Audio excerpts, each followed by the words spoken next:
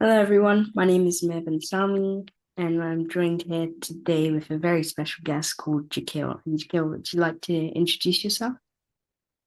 Hey everybody, I'm JahkilJackson. I'm 17 from Chicago, and I have a nonprofit organization called Project I Am where I build awareness of homelessness. Thank you for sharing that. Okay, so what is your biggest dream and when did you first realize it? Well, for me, my biggest dream is to own an NBA team and end homelessness. So those are like my two biggest goals. Um, and I think that I realized that when I was much younger, my family was always hearing me say, I want to play in the NBA, I want to, play professionally. But then they try to convince me to think bigger just because there's so many young people that want to do the same thing. So they said to think bigger. So I said own the NBA team, and I've been dreaming that ever since. So yeah, it was around that time. It's really great. Okay, so what would your dream look like if you woke up in it tomorrow? I would say generational wealth for my family and more fair economic system across the world. It's a really good one. Okay, so who or what inspired this dream? I would say loving the game of basketball, and entrepreneurship as well, and seeing homeless people when I was 5 years old really inspired this dream. Good one. Okay, so how could achieving your dream, well, you've kind of touched on this, but how could achieving your dream help others or change the world? Right now, I'm building awareness to, the tragedy of homelessness and simultaneously working with thousands of youth around the world to be active in their communities in efforts to build a more socially responsible future, I would say. Um, so I'm, working towards that service goal right now. Thank you for sharing that. Okay, so what's the biggest challenge you faced on this journey?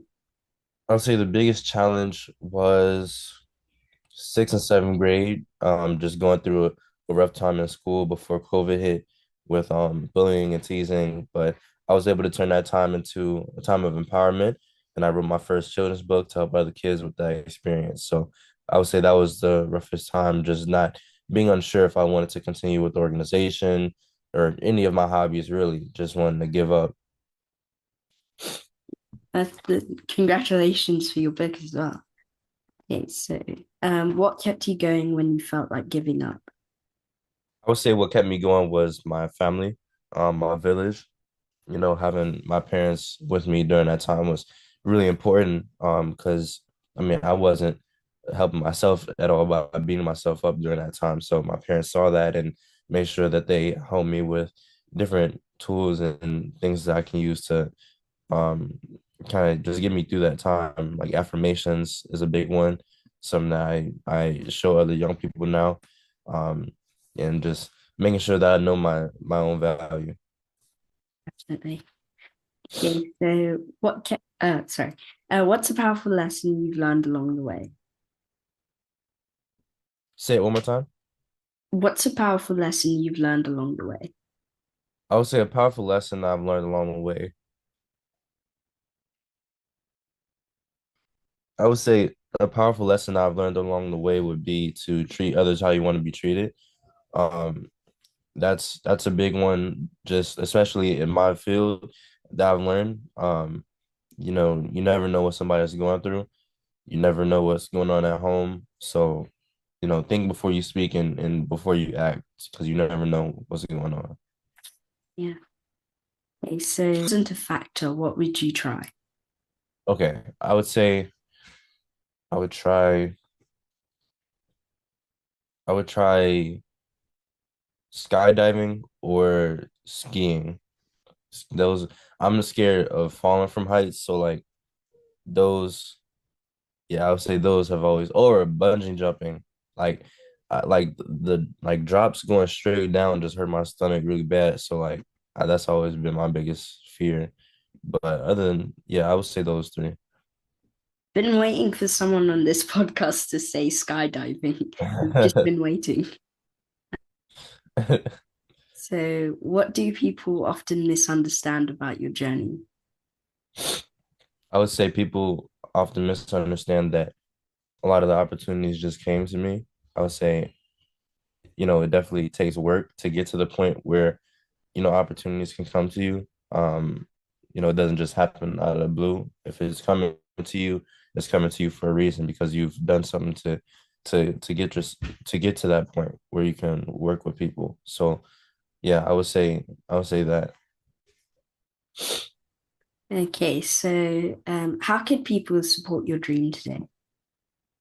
people can support my dream by going to my website, we are projectim.com and Jahkil.com, or going to my Instagram, JahkilJackson. That's where a lot of the information for my newest projects are, and events coming up are. And that's the way that you can really support. We have a lot of, we have big packing parties that happen every year where we have people from all across the world involved with the virtual packing parties. So there's lots of ways to get involved. Very cool. I'll make sure to put all the links down below as well. Okay, so could you share a small act of kindness that changed your life? I would say I would say when my aunt took me and my cousins to go feed the homeless, I would say when she took us to go feed the homeless, because that was, you know, her way of exposing us to something different than we knew at that age. And it definitely changed my life, as you can see me starting an organization and getting to where I am now. So I would have to say that. Mm, okay, so what's one way listeners can take action right now in doing what they want to do? One way listeners can take action right now is, by using your passion and turning it into purpose. That's one of the biggest things I preach. Um, you know, you don't have to start off with like a whole organization like I do. You can, start off small, do volunteer work, see what you don't like in other people's volunteer work that you would do differently in your organization. You don't have to always start off so big. Um, taking baby steps and following your passion is the biggest thing. Definitely. Okay, so I guess we'll skip this question because I guess what you've been sharing throughout this podcast is touched on this question. So, what's a small act of kindness do you practice daily? I would say a small act of kindness that I practice daily is hugging my parents. I'll say that. Yeah, I try to give them a hug. Just I don't know, just in case they're they're not feeling too well today, or if that gives them a better mood, just try to give them a hug. Also, I try to give one compliment at least. Sometimes it doesn't happen, but I'll try to do like a compliment a Yeah, day. yeah, that's good. Okay, so if your dream became a book or TV show, what would the title be? That's a good question. Um, I would say either Jahkil's take or Jah's take. Jah's my nickname. You know, it's actually really good. Okay, so what did you dream about as a child? As a child, I dreamed about basketball and Cinnamon Toast Crunch. Now it's a specific reason why I'm saying that, because they don't let me have cereal often. So like they let me have it every blue moon. When I get it, it's Cinnamon Toast Crunch because that's my favorite. But definitely had a lot of thoughts about that growing up in basketball. And those were like the main two things on my mind really when I was a child. Yeah, thank you for sharing that. Okay, so what would your younger self say if they saw you now? I would think they would say, "Wow, we grew," because I was like I was I was like the tallest when I was younger in my grade, but at a certain point I just stopped and everybody else had their growth spurts. So I was like I was like the one of the shortest at a point. And then I had another growth spurt. So I would say we grew, and I would just say, surprised at the amazing things that we've been able to do so far, and the brands that I've worked with that I've always dreamt as a child of working with. But it happened early on. It didn't happen when I was an adult. So I would say those two. How tall are you? I'm 6'3" now. Yeah, Oh, I haven't stopped growing though. I'm waiting on my next one. it's pretty tall. Okay, so who in your early life, I'd say, like when you're younger, inspired you to dream big? I would say who inspired me to dream big would be my parents, especially with their fields. I was always inspired to be an entrepreneur necessarily. They're their own boss. They work for themselves. So seeing that growing up kind of inspired me to want to be my own boss. And they always were inspiring me and telling me to dream big and go even farther than the goals that I had at that moment, to the sky's the limit and to dream of the craziest thing you can. But I would say them. Wonderful. And that's really good advice from your parents. Okay, so Yeah. what childhood memory shaped your journey? Hmm. I'm gonna definitely have to give that to the experience when I was 5 years old.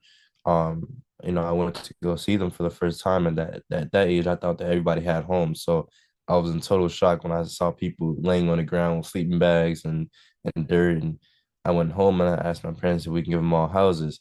So obviously we couldn't do that. And we sat down and we talked about what we had on a daily basis that they don't have, and we thought about blessing bags. And that kind of started this whole journey. So it would definitely have to be that.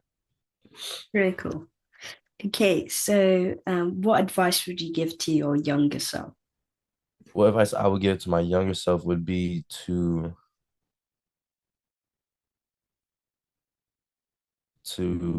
break out of your shell. I think that I still haven't broken out of my shell, but I've gotten a little better. But I was a really shy kid growing up. I'm a huge introvert still, so just getting out of my shell more around my peers, I feel like I would have been way more comfortable now and even had more opportunities, maybe just being a shy person as I am. But I would say like force yourself to break out of your shell. Yeah, that's a good one. Okay, so what's the funniest moment you've experienced on this journey? Hmm. I would say the funniest would have to be to pinpoint one moment. I would say it was a time where I was giving out blessing bags, and I think it was like it was like in the early years. I was probably like 9, and we went to a shelter and we were passing out the bags as usual. And a lady, she stopped and came to talk to us, and tell us her journey and how she ended up where she was. And it was a really cool experience just to hear her story. And afterwards, she did like a little Donald Duck impression, and we were like dying. It was hilarious. It was like spot on too. So I'd say that was probably the funniest and coolest moment. It's really funny. Okay, Yeah. so have you had any moments where you kind of look back on where you've like where you started to where you are now? So wait, say it again. Has there been? Any moments where you've like look back on where you started and then see where you are today? Oh, definitely. Anytime I really think about the impact I've made and the our numbers, I guess it shocks me, and I look back on from when I started, and that wasn't even a goal or a thought, to get to this point. So yeah, every time I really just talk about or just hear the things that I've done is really a shock for me, and just looking back on my younger self. Great. So we're on the last three questions now. So what's been the like most emotional part of your path? The most emotional part, I would say, I would say when I give out the blessing bags, that's probably the most emotional part. Um, seeing the smiles on people's faces, the seeing how inspired other young people are when they're doing the work, when they're volunteering with me, hearing the how inspired the young people are when I speak to them doing public speaking engagements. I would say that's probably the most emotional part. Good answer. Okay, so if your life was a movie, kind of similar to the other question, if your life was a movie, what would it be called? I wouldn't name that Jazz Take. I think I would name that like,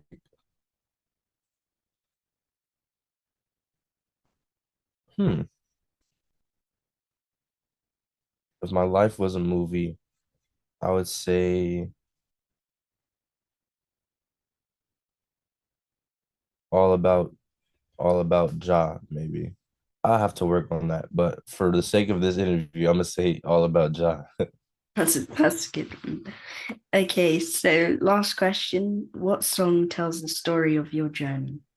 Hmm,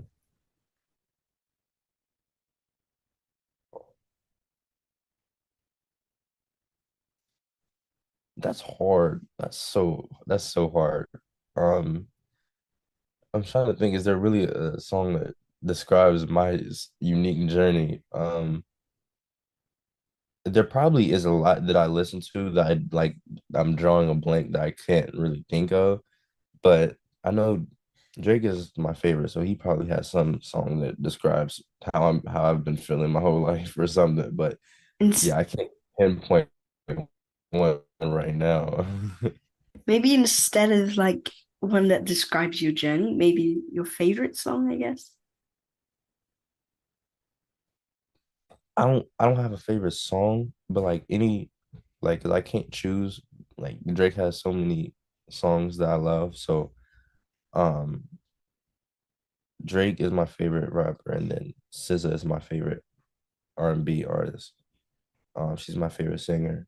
I really like Chris Brown, Beyonce as well.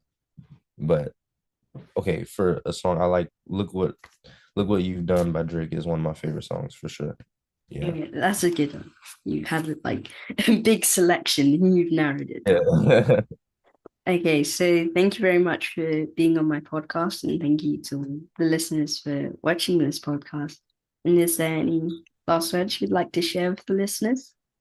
Thank you for having me. And for the listeners, don't wait to be great. You don't have to wait until you're an adult to follow your passions or start an organization or be a change maker, because you can do it right now.